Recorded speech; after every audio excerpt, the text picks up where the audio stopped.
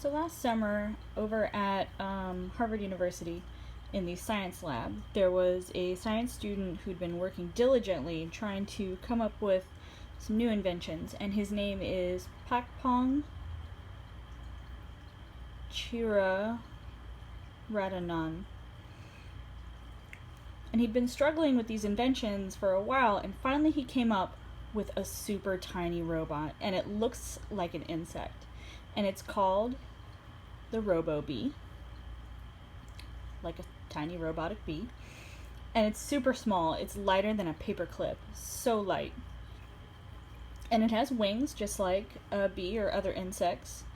And in May of 2013, a science magazine reported the new invention and explained very excitedly how the student had been working on this for 10 years and finally succeeded in copying, the body of a fly and the wings and basically the whole structure of a fly and replicating it. Now, the wings of the robobee can actually flap 20 times a second. It's super fast.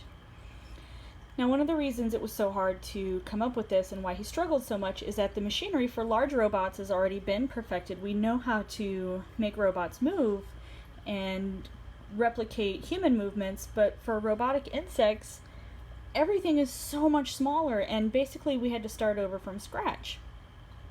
And one of the ways they were able to do this was they used small ceramic strips to conduct electricity to the wings. The wings can all move independently of each other, and one set of wings on one side of the body can actually move at a different speed from the wings on the other side of the body. So one set moves faster and the other moves slower, which will allow the insect to turn as it flies.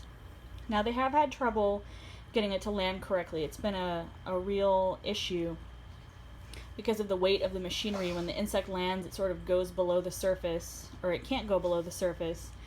And so now they have found a workaround for that problem by using a wire to connect the insect to a power source.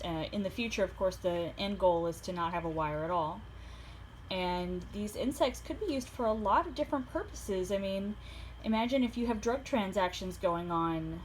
You can actually attach a camera to one of these little robotic insects and watch these transactions take place and catch somebody, Wouldn't that be something?